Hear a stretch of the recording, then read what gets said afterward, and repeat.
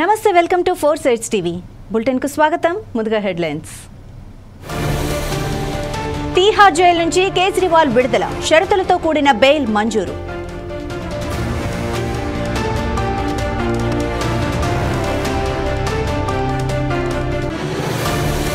ఇవాళ జార్ఖండ్ లో ప్రధాని మోడీ పర్యటన కట్టుదిట్టమైన భద్రతా ఏర్పాట్లు చేసిన ఎస్పీజీ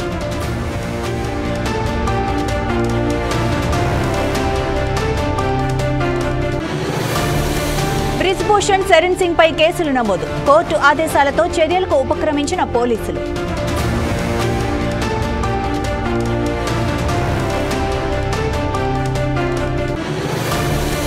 ఇవాళ తెలంగాణలో ప్రియాంక గాంధీ ప్రచారం కామారెడ్డిలో సీఎం రేవంత్ తో కలిసి రోడ్ షో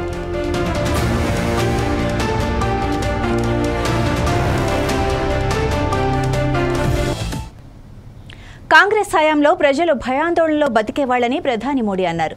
ఎక్కడ ఉగ్రవాదులు బాంబులు పెడతారో తెలిసేది కాదని కాంగ్రెస్ పాలనలో దేశంలో ఉగ్రవాదం పెరిగిపోయిందని చెప్పారు. కానీ బీజేపీ వచ్చిన తర్వాత దేశంలో ఉగ్రవాదాన్ని రూపుమాపామన్నారు. मैं तो चाहूंगा कि हर परिवार अपने 18, 20, 22 साल के बच्चों के साथ बैठे और 10 साल पहले क्या हाल थे उसकी जरा चर्चा करें. शायद इन फर्स्ट टाइम वोटर जो आज से 10 साल पहले 8 साल, 10 साल, 12 साल के थे उन्हें तो याद भी नहीं होगा 10, 11 साल पहले यहाँ दिलसुख नगर में सीरियल बम ब्लास्ट हुए थे. कांग्रेस की सरकार में पहले पूरे देश में ऐसी ही खबरें आती रहती थी. कोई परिवार रेस्टोरेंट में खाना खाने गया है, ब्लास्ट हो जाता है. कोई परिवार थिएटर में मूवी देखने गया है, ब्लास्ट हो जाता था. कोई परिवार बस से ट्रैवल कर रहा है, ब्लास्ट हो जाता था. आज कहीं से भी ऐसी खबरें आती हैं क्या? जरा इस तरफ से मुझे जवाब चाहिए. क्या ऐसी खबरें आती हैं क्या? उधर से जरा बताइए, ऐसी खबरें आती है क्या? ये बम ब्लास्ट किसने रोके? ये बम ब्लास्ट किसने रोके? ये बम ब्लास्ट किसने रोके? ये बम ब्लास्ट रोकने का काम आपने दिल्ली में एक मजबूत सरकार बनाई, मोदी को सेवा उसका अवसर दिया, तब जाकर के रुका है. लेकिन ये बात कांग्रेस और इंडी गठबंधन को पसंद नहीं आ रही है. देश में ये खून खराबा फिर से शुरू हो, इसके लिए कुछ ताकतें मोदी को हटाने में जुटी है. इसलिए मैं हैदराबाद से पूरे देश को सतर्क करना चाहता हूं. कांग्रेस को वोट देना मतलब वो पुराने दिन जो कोई अनजान पंजा आतंक को उसके साए में जीने के लिए देश को मजबूत कर दिया था, देश को मजबूर बना देता था.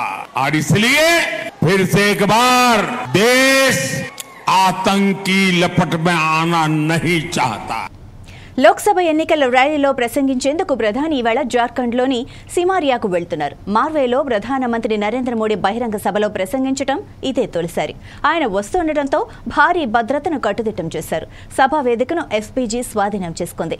వేదికపైకి ఎవరూ ప్రవేశించకుండా నిషేధించారు. కాగా స్థానిక మీడియా నుంచి ఏ ఒక్కరూ కూడా వేదికను సందర్శించడానికి అనుమతించడం లేదన్నారు. హెలీప్యాడ్ దగ్గర బీజేపీ నేతలు ప్రధానికి స్వాగతం పలకనున్నారు. ఆ తర్వాత సభా వేదిక వద్దకు బయలుదేరతారు. వేదికపై ప్రధానికి రాష్ట్ర అధ్యక్షుడు బాబులాల్ మరాండి, ఛత్రా బీజేపీ అభ్యర్థి కాళీ చరణ్ సింగ్, హజారీబాగ్ అభ్యర్థి మనీష్ జైస్వాల్ స్వాగతం పలుకుతారు. స్వాగత అనంతరం ప్రధాని జ్యోతి ప్రజ్వలన చేస్తారు. అనంతరం సభను ఉద్దేశించి మోడీ ప్రసంగిస్తారు.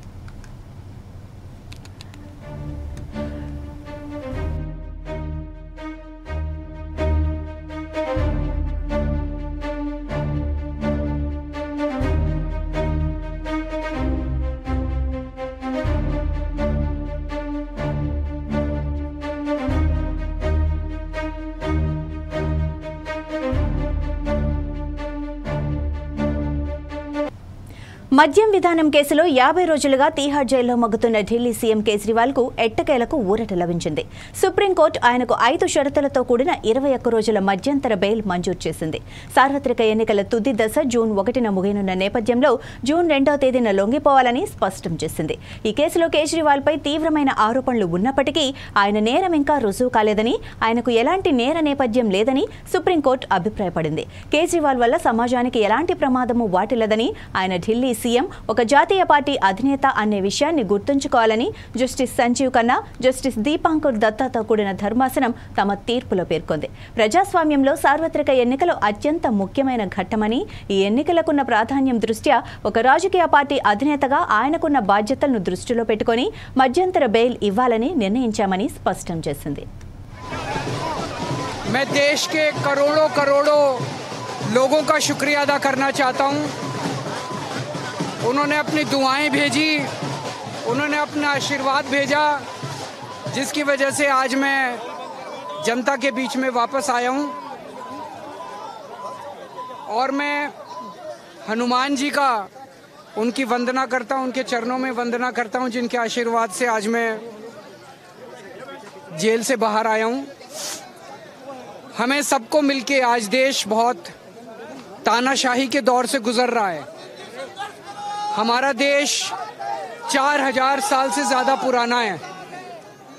हमारा देश महान देश है, लेकिन जब जब इस देश पे किसी ने भी तानाशाही करने की कोशिश की, लोगों ने उसे कभी बर्दाश्त नहीं किया। आज देश तानाशाही के दौर से गुजर रहा है। मैं तन मन धन से उसके खिलाफ संघर्ष कर रहा हूं, पर 140 करोड़ लोगों को मिलकर इस तानाशाही को हराना होगा। मैं लोगों से अपील करता हूं कि हमें सबको मिलकर देश को बचाना है। कल सुबह 11 बजे हनुमान जी का आशीर्वाद लेने के लिए हम सब लोग हनुमान मंदिर जाएंगे कनॉट प्लेस में। मैं सभी लोगों से अपील करता हूं कि सब लोग आएं, सब लोग हनुमान जी का आशीर्वाद लेंगे। और 1 बजे पार्टी ऑफिस जाएंगे, पार्टी ऑफिस में प्रेस कॉन्फ्रेंस होगी।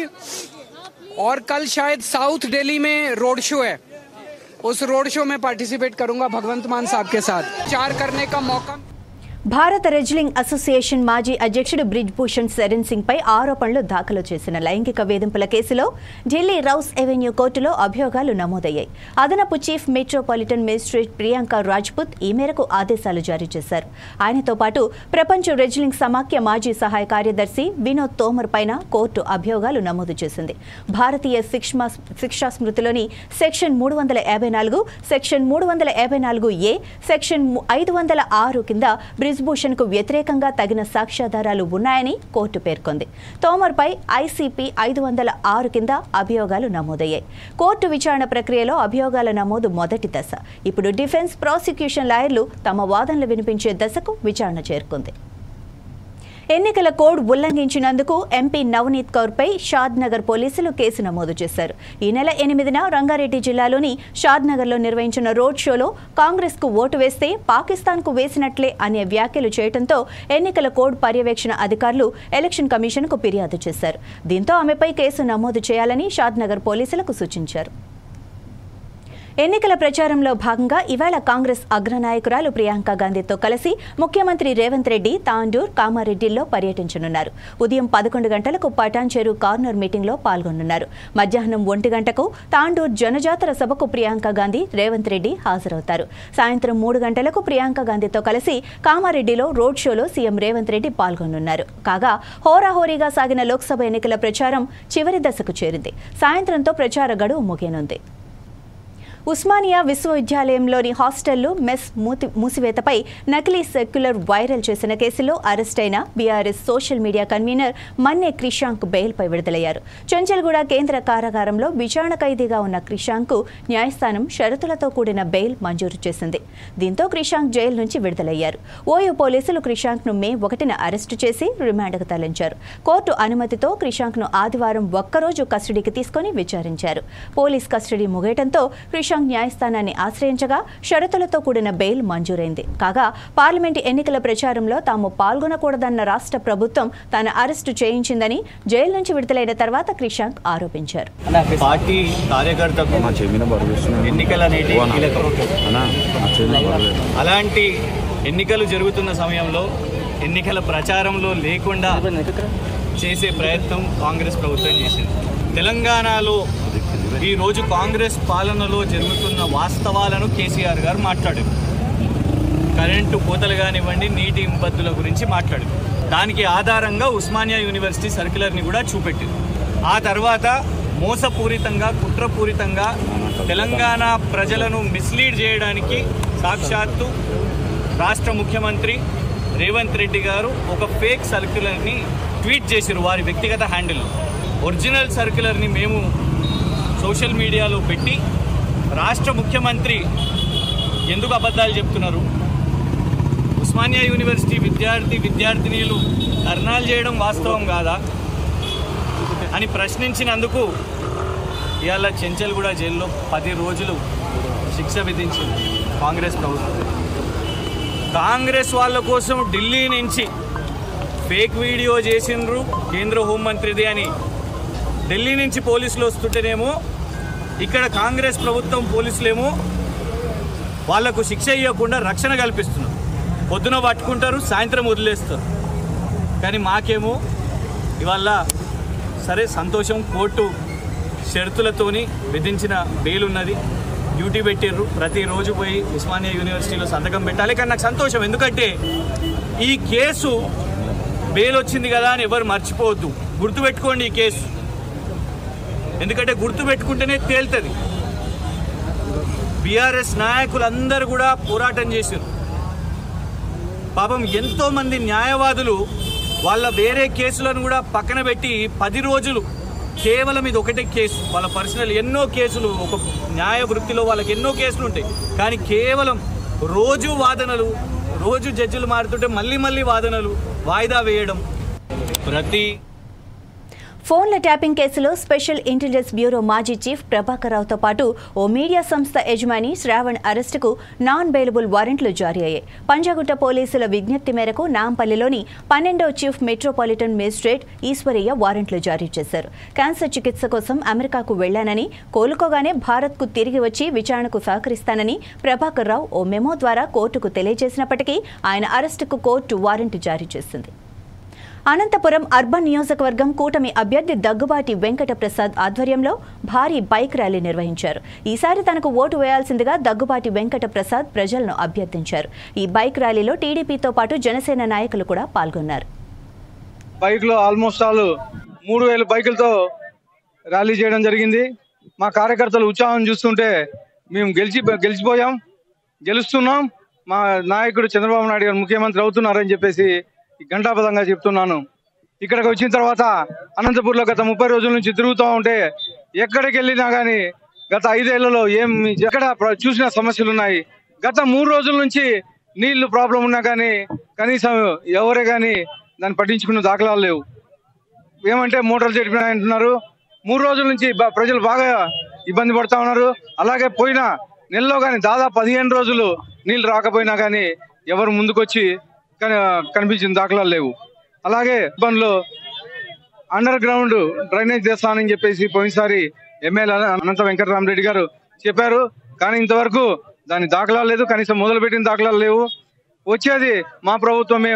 ఫస్ట్ వచ్చిన తర్వాత ఇమీడియట్ గా అనంతపూర్కి అండర్ గ్రౌండ్ డ్రైనేజ్ తీసుకొచ్చేది మేమే. అలాగే డంపింగ్ యార్డ్ షిఫ్ట్ చేయించేది మేమే. అవుటర్ రింగ్ రోడ్ తెప్పించేది మేమే. పిఏబిఆర్ నుంచి వాటర్ తెప్పించి అనంతపూర్ వాటర్ ప్రాబ్లం లేకుండా చేసేది మేమే అని చెప్పేసి తెలియజేస్తున్నాను. ఇంకా 2 రోజులు టైం ఉంది. ప్రతి కార్యకర్త, తెలుగుదేశం కార్యకర్త కష్టపడి వీర సైనికుల్లా పోరాడి మన నాయకుడు చంద్రబాబు నాయుడిని ముఖ్యమంత్రి చేసుకుందామని చెప్పేసి తెలియజేస్తా ఉన్నాను. జై పవన్ కళ్యాణ్, జై బీజేపీ, జై జనసేన, జై తెలుగుదేశం. అనంతపురం అర్బన్ ప్రజలంతా మీరు ఆలోచించండి. ప్రతి ఒక్కరూ బయటకు వచ్చి ఓటుని సద్వినియోగం చేసుకోవాలి. మీరు ఇంట్లో కూర్చోవద్దండి. ఖచ్చితంగా ఓటుని వినియోగించుకుంటానే దానికి సార్థకం ఉంటుందని చెప్పేసి సైకిల్ గుర్తుకు ఓటేయండి. చంద్రబాబు గారిని గెలిపించుకుందాం. చంద్రబాబు గారిని ముఖ్యమంత్రిని చేసుకుంటే మన రాష్ట్రం చాలా అభివృద్ధి చెందుతుందని చెప్పేసి. ముస్లిం మైనార్టీ సోదరులంతా ఏకమై వైసీపీకే ఓటు వేయాలని కర్నూలు ఎమ్మెల్యే హఫీజ్ ఖాన్ పిలుపునిచ్చారు. చంద్రబాబుకు, మోడీకి ముస్లిం రిజర్వేషన్లకు అమలు చేస్తామని చెప్పే ధైర్యం లేదని అన్నారు. ముస్లిం సమాజం జాగృతి కాకపోతే రిజర్వేషన్లు పోయే ప్రమాదం ఉందన్నారు. మతాల మధ్య గొడవలు లేకుండా రాష్ట్రం ప్రశాంతంగా ఉండేందుకు ఫ్యాన్ గుర్తుకు ఓటు వేయాలని కోరారు. నియోజకవర్గము నాకు అత్యంత ఒక అన్నలాగా చాలా ప్రేమతో చూసుకునే డాక్టర్ జగన్మోహన్ అన్న గారి గెలుపు కోసము నా వంతు కృషి చేయడానికి ఇక్కడ రావడం జరిగింది. మరీ ముఖ్యంగా నందిగామ ప్రజలకు నేను రిక్వెస్ట్ చేసేది ఒకటే, జగనన్న పరిపాలన అలాగే డాక్టర్ జగన్మోహన్ అన్న పరిపాలన మళ్ళీ తెచ్చుకోవాల్సిన అవసరం ఉంది. సంక్షేమ పథకాలు కావాలన్నా, ప్రశాంతత ఉండాలన్నా, అభివృద్ధి జరగాలన్నా, న్యాయం జరగాలన్నా, ప్రతి ఒక్కడు బాగు ఉండాలన్నా, ప్రతి ఒక్కడు కూడా సమానత్వంతో బతకగలగాలన్నా ఫ్యాన్ గుర్తుకు ఓటేయాల్సిన అవసరం ఎదుగుతుంది. ఎందుకంటే ఒకవైపు వైఎస్ఆర్ కాంగ్రెస్ పార్టీ, రెండో వైపు ఎన్డీఏ కూటమి అనేది వస్తుంది. ఎన్డీఏ కూటమిలో టీడీపీ, జనసేన, బీజేపీ పార్టీలు ఉన్నాయి. మరి మైనార్టీలకు ప్రత్యేకంగా బీజేపీ పార్టీ 4% రిజర్వేషన్ తీసేస్తాము, నల్ల చట్టాలు తీసుకొని వస్తాము, ఎన్ఆర్సీసీఏ లాంటివి, అలాగే యూనిఫామ్ సివిల్ కోడ్ తీసుకొని వస్తాము. మన నియోజకవర్గంలో ముస్లిం మైనార్టీకి సముచిత స్థానం ఉందనే సంగతి మీకు తెలుసు. మార్కెటింగ్ యాడ్ కావచ్చు, ఎంపీపీ కావచ్చు, కోఆపరేషన్ సభ్యులు కావచ్చు, సర్పంచ్, చింతలపాటి సర్పంచ్ కావచ్చు, అలాగే షేక్ కార్పొరేషన్ డైరెక్టర్ కావచ్చు. మొదటి నుంచి కూడా మైనార్టీలు వైఎస్ఆర్ కాంగ్రెస్ పార్టీకి అండగా ఉన్నారు. రానున్న రోజుల్లో ఏవైతే ప్రామిస్లు ఉన్నాయో ముస్లిం మైనార్టీలకు సంబంధించి షాదీఖానాలు లాంటివి ఖచ్చితంగా అవన్నీ నిర్మాణం జరుగుతాయి. ఎందుకంటే ఇప్పుడు ఈ మేనిఫెస్టోలో ప్రభుత్వం వాటిని ప్రయారిటీలోకి తీసుకుంది. ఇప్పటికే శాంక్షన్ అయింది కాబట్టి అది కార్యరూపం దాల్చుతుంది. అదేవిధంగా రానున్న రోజుల్లో కూడా మైనార్టీలు కీలకమైనటువంటి పాత్ర వైఎస్ఆర్ కాంగ్రెస్ పార్టీ విజయంలోనూ, అభివృద్ధిలోనూ, సంక్షేమంలోనూ వాళ్ళ పాత్ర. అవనిగడ్డ నుంచి మోపిదేవి చెల్లపల్లి మీదుగా వైసీపీ భారీ బైక్ ర్యాలీ చేపట్టింది. అవనిగడ్డ నియోజకవర్గంలోని 6 మండలాల నుంచి వేలాది మంది బైక్ ర్యాలీలో పాల్గొన్నారు. వైసీపీ విజయానికి ఈ రోడ్ షోనే నిదర్శనమని ఎమ్మెల్యే అభ్యర్థి సింహాద్రి రమేష్ బాబు తెలిపారు. రెండోసారి వైఎస్ జగన్మోహన్ రెడ్డిని ముఖ్యమంత్రి చేసేందుకు జనం ఉత్సాహంతో ఎదురు చూస్తున్నారని చెప్పారు. ఆయనకి మాత్రం బాగా ఉంది. నా స్నేహితుడిని లుంటాక అంటాడు. లుంటాక అంటే ఏంటంటే దోపిడీదారుడంట. ఆ దోపిడీ చేసి ఉంటాడు, దారి దోపిడీ. ఖచ్చితంగా ఆ పదం నీకు సరిపోతుంది. ఎందుకు సరిపోతుందంటే నువ్వు ఎవరికన్నా ఎమ్మెల్యే సీట్ వస్తుంటే దాన్ని దోసుకునే లుంటాకే నువ్వు. అంబట బ్రాహ్మణ గారి అబ్బాయి సీట్ వస్తుంటే అడ్డం కొట్టి దాన్ని దోసుకునే అప్పుడు ఉంటాక నీ ఇంటి ఎదురుగుండా ఆ ఇక్కుర్తి శ్రీనివాస్ గారికి జనసేనలో పూర్తయింది, సీట్ వస్తాం ఖాయం అని ఆయనకి, ఆ బండిరెడ్డి రామకృష్ణ గారికి, ఇంకొక ఆయనకి, ఈ ముగ్గురులో ఎవరికి ఒకరికి ఖాయం అవుతుంది. ఈ ముగ్గురులో ఎవరికి బాగుంటుందో సర్వే చేయించుకుంటే ఏమన్నా నువ్వు 6% నుండి జనసేన చీచి అయ్యా పార్టీయా దాంట్లో చేరాలా? ఏమంటున్నారు మీరు? నాకు కండవాలు మార్చే బుద్ధి లేదు, పార్టీలు మార్చే బుద్ధి లేదు అన్నావు. 3వ రోజు తలగా ఎంచుకుని సిగ్గు సెలవు వదిలి దాంట్లో దూరి ఆ సీటు కాక్ చేసిన నువ్వు వెంటకి కాక ఏమవుతావు? ఇప్పుడు ఏం మాట్లాడుతున్నావు నువ్వు? 5 ఏళ్ల పాలన చేసింది రమేష్ గారు, ఎమ్మెల్యేగా చేసింది 5 ఏళ్ల పాలన. 2 సంవత్సరాల కరోనా. ఆ కరోనా టైంలో అందరూ హాస్పిటల్ పాలయ్యి చనిపోతుంటే ప్రతిపక్షం నాయకుడు ఇక్కడ బుద్ధప్రసాద్ గారు ఎక్కడికి వెళ్ళాడు అని అడుగుతా ఉన్నా.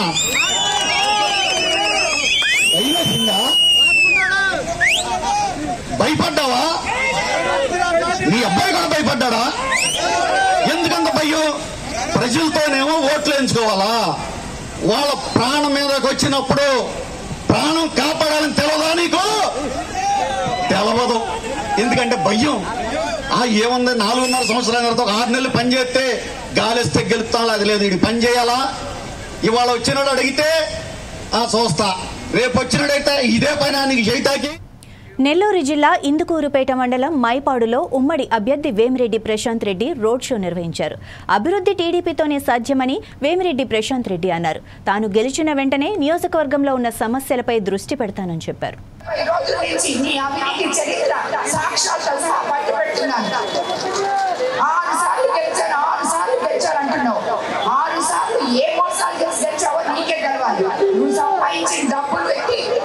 ఇష్టం వచ్చినట్టు హైదరాబాద్ లో ఇల్లులు కట్టుకొని ఊరెళ్తున్నావు.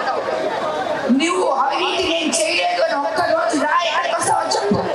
చెప్పే కెపాసిటీ ఉందా నీకు? నేను గ్రామాలు తప్పలేదు, ఇసుక తీసుకోలేదు అని మొత్తం అడిగిన వాళ్ళ మీద ఎంత కేసులు పెట్టావు.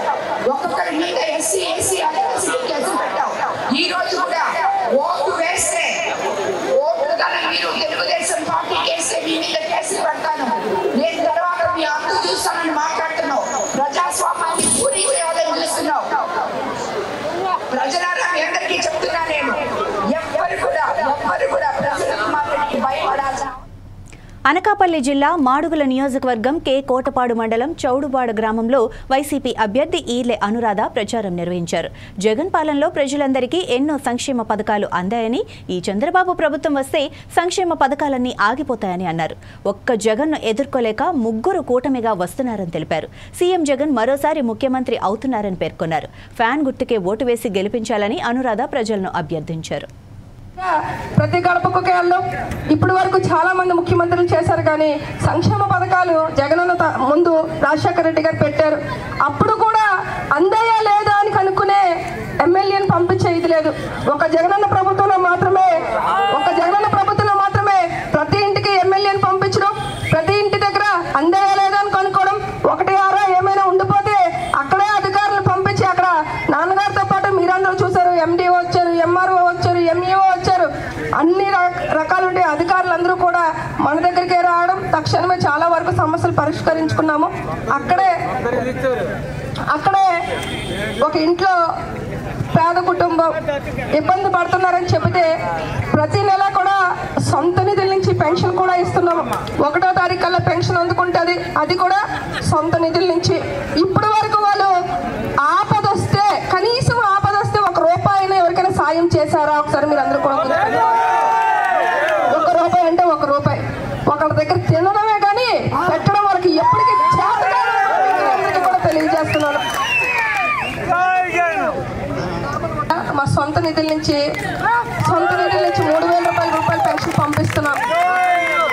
జగనన్న ప్రభుత్వంలో ఇంటింటికి ఎంత పెన్షన్ ఇస్తారో అంత పెన్షన్ ఆవిడ చేతిలో పెడతామని చెప్పాము ఆ రోజు. ఇప్పటికీ సంవత్సరం 4 మాసాలు అవుతుంది. సంవత్సరం 4 మాసాల నుంచి ఆవిడకి పెన్షన్ అందిస్తున్నాము. అనకాపల్లి జిల్లా మాడుగుల నియోజకవర్గం కె కోటపాడు మండలంలో కూటమికి మద్దతుగా పలువురు సెలబ్రిటీలు ప్రచారం నిర్వహించారు. కార్తీక దీపం సీరియల్ హీరో నిరుపం, మంజుల, నటుడు కార్తీక్ మాట్లాడుతూ సీఎం రమేష్ లాంటి వ్యక్తి లోక్సభకు పోటీ చేస్తుండటం ఈ నియోజకవర్గం వాళ్లు చేసుకున్న అదృష్టమని అన్నారు. గడిచిన 5 ఏళ్లలో జగన్ ఈ ప్రాంతానికి ఏం చేశారని ప్రశ్నించారు. ఈ నియోజకవర్గం అభివృద్ధిలో ముందుండాలి అంటే సీఎం రమేష్ కు ఓటు వేసి గెలిపించాలని కోరారు. రేపు 13వ తారీఖు నాడు జరగబోయే అసెంబ్లీ కానీ పార్లమెంట్ కానీ ఎన్నికలు జరుగుతున్నాయి. ఈ ఎన్నికల్లో ఇవాళ బ్రహ్మాండంగా కోటపాడు బ్రహ్మరథం పెట్టారు. ఏ కోటపాడులో మాజీ ఎంపీపీ రెడ్డి జగన్మోహన్ రెడ్డి వ్యక్తి ఇవాళ మా ప్రభుత్వంలో 2,000 రూపాయలు ఇసుక ఇవాళ 6,000కు అమ్ముకున్నాడు. రెవెన్యూ రికార్డులో కూడా ప్రతిదీ కూడా నమోదు చేయాలంటే లంచం డబ్బులు, మట్టిలో డబ్బులు, వైల్లో డబ్బులు, అంట్లో మొత్తం 3 ముచ్చాలేడు మంత్రి ఇతను కూడా దోషిస్తున్నారు. దయచేసి మీ అందరూ కూడా ప్రజలు గమనించి ఇవాళ బ్రహ్మరథం పెట్టారు. ఇవాళ ఎందుకు పెట్టారంటే ఆ వైసీపీ పార్టీ పోవాలని, టీడీపీ, జనసేన, బీజేపీ రావాలని ప్రజలు బ్రహ్మరథం పెట్టారు. అదేవిధంగా 3వసారి ప్రధానమంత్రి మోడీ గారు ప్రధానమంత్రి అవ్వాలని, మన ఆంధ్రప్రదేశ్లో చంద్రబాబు నాయుడు ముఖ్యమంత్రి అవ్వాలని ప్రజలందరూ కూడా కష్టపడి పనిచేస్తున్నారు. ఈరోజు మన అనకాపల్లి పార్లమెంటు నియోజకవర్గానికి సీఎం రమేష్ గారు రావడం అయితే మరి చాలా సుదీనం. మరి ఆయన అయితే మన అనకాపల్లికి అడుగు పెట్టగానే మరి ప్రతిపక్ష నాయకుల గుండెల్లో రైలు పరిగెడుతున్నాయి. ఇవాళ ఎందుకంటే సీఎం రమేష్ అనగానే ఒక్కసారి ఉలిక్కి పడ్డారు ఈ ప్రతిపక్ష నాయకులందరూ కూడా. మరి ఏదైతే మన అనకాపల్లి పార్లమెంట్ కాన్స్టిట్యూన్సీ చాలా వెనుకబడి ఉంది, మరి ఆ తరుణంలో సీఎం రమేష్ గారు అయితే మనకి ఎంపీగా రావడం చాలా శుభపరిణామం. మరి ఆయన ఆధ్వర్యంలో అయితే మరి అనకాపల్లి నియోజకవర్గంలో ఇది పారిశ్రామిక కానివ్వండి, ఐటీ రంగంలో కానివ్వండి, మరి ఏదైతే యువత ముఖ్యంగా నిరుద్యోగంతో ఇవాళ అల్లాడుతున్నారో మరి ఆ నిరుద్యోగాన్ని పూర్తిగా నిర్మించడానికి అనేకమైనటువంటి పరిశ్రమలు తేడానికి అయితే వారు ముందుకు వస్తున్నారు. పార్లమెంట్ ఎన్నికల నేపథ్యంలో ప్రతి ఒక్కరూ ప్రశాంతంగా తమ ఓటు హక్కును వినియోగించుకోవాలని పరకాల అంబేద్కర్ సెంటర్ నుండి బస్టాండ్ వరకు బీఎస్ఎఫ్ పోలీసులు ఫ్లాగ్ మార్చ్ నిర్వహించారు. ఓటరు తమ ఓటు హక్కును స్వేచ్ఛ వాతావరణంలో ఎటువంటి ప్రలోభాలకు గురి కాకుండా వినియోగించుకోవాలని డీసీపీ తెలిపారు. ఎవరైనా అవాంఛనీయ సంఘటనలకు పాల్పడితే కఠిన చర్యలు ఉంటాయని హెచ్చరించారు.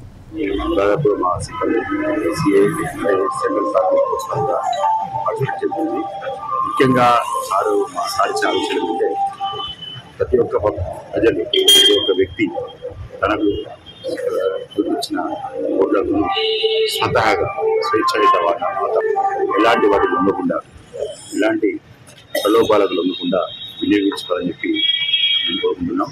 అంతేకాకుండా కూడా ఎవరైతే కూడా ఈ లాను చేతిలో తీసుకొని చట్ట వ్యతిరేకంగా ప్రవర్తిస్తున్నారో వాళ్ళపై కేసులు కూడా పెట్టడం జరుగుతుంది. వాళ్ళపై కఠినంగా ఉండడం జరుగుతుంది. ఎందుకంటే కఠినం అంటే ఏం విధానం రిమాండ్ చేయడం జరుగుతుంది. కంపల్సరీ వాళ్ళకి చట్టపరంగా ఎన్ని విధాలుగా చేయగలమో అన్ని విధాలు చేయడానికి వాళ్ళు ఆలోచించారు. ఎందుకంటే లోకల్లో మార్పు చేయడం.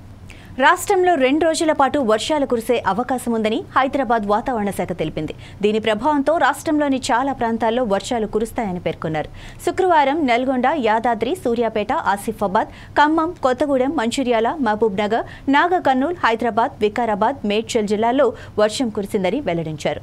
శనివారం ఆదిలాబాద్, కొమురం భీం, ఆసిఫాబాద్, మంచిర్యాల, నిర్మల్, నిజామాబాద్, జగిత్యాల, రాజన్న సిరిసిల్ల, సంగారెడ్డి, మెదక్, నారాయణపేట, జోగులాంబ, గద్వాల జిల్లాల్లో అక్కడక్కడ వర్షాలు కురిసే అవకాశం ఉంది.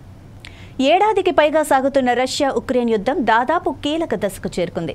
ఉక్రెయిన్లోని ఖార్కివ్ ప్రాంతాన్ని స్వాధీనం చేసుకునేందుకు రష్యా శుక్రవారం నుంచి యుద్ధం ప్రారంభించింది. పుతిన్ 5వ పట్టాభిషేకం తర్వాత ఇదే అతిపెద్ద నిర్ణయం. ఫిబ్రవరి 2022 తర్వాత ఖార్కివ్ను స్వాధీనం చేసుకునేందుకు రష్యా ముందుకు సాగటం ఇదే తొలిసారి. ఫిబ్రవరి 2022 తర్వాత ఖార్కివ్ను స్వాధీనం చేసుకునేందుకు రష్యా ఇదే తొలిసారిగా కదిలింది. సరిహద్దుకు ఇటువైపు బోల్గోరోడ్ ఉండగా మరోవైపు ఉక్రెయిన్ నగరం ఖార్కివ్ ఉంది. గత ఏడాది జూన్ 4 నుంచి రష్యాపై ఉక్రెయిన్ ఎదురుదాడికి దిగింది. ఇవి ఇప్పటివరకు ఉన్న సమాచారం. మరింత సమాచారంతో మరో బులెటిన్లో మళ్ళీ కలుద్దాం. అంతవరకు చూస్తూనే ఉండండి 4 Sides TV.